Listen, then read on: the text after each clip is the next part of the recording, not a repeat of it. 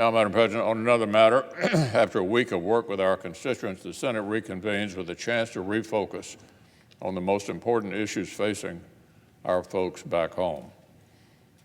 Already on multiple occasions this year, we've demonstrated that even a narrowly divided chamber is capable of taking productive bipartisan steps on serious issues.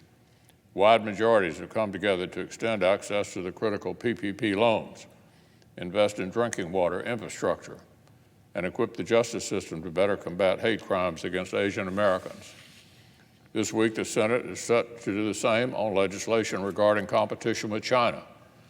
And many of our colleagues are working hard to make further consensus possible on issues that have historically enjoyed bipartisan support, like transportation infrastructure. Remember, this sort of collaboration on serious priorities is what the American people insisted upon just last November. They elected a 50-50 Senate, shrunk Democrats' majority in the House, and took President Biden up on a promise to unite the country. So the question at the outset of this work period is how Democrats will use their razor-thin majority over the next few weeks. Unfortunately, the Democratic leader already signaled his answer a week ago by laying out a June agenda that is transparently designed to fail. As I understand it, Senate Democrats intend to focus this month on the demands of their radical base, exploiting the cause of pay fairness to send a windfall to trial lawyers, saddling hospitals, schools, and small businesses with crippling new legal burdens if they fail to keep pace with woke social norms, and opening an unprecedented new front in the left's war on the Second Amendment. As written, these are not proposals aimed at earning bipartisan support. They're not designed to clear the Senate's necessarily high bar for ending debate. Bizarrely, it appears they're being floated in order to illustrate that the bar is too high.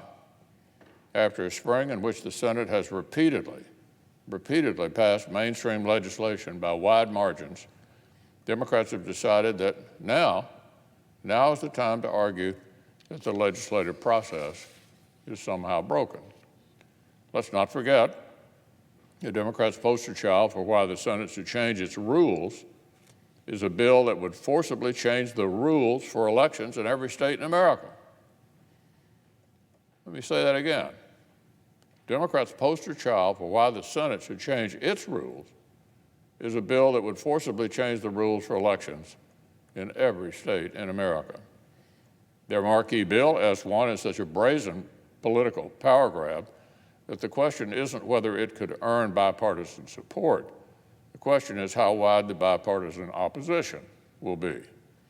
This is the bill the Democratic leader has placed at the vanguard of his campaign to destroy the filibuster, even though multiple members of his own majority are now on the record objecting to it. So, Madam President, make no mistake, failing to sell reckless, wholesale changes to our democracy isn't proof that the guardrails should be removed. It's a reminder that they're there for a reason. The American people rightly expect a 50-50 Senate to spend its time finding common ground. But our Democratic colleagues seem to believe that the most important expectations are those of their far left fringe. They put forward an agenda that is designed to fail, and fail it will.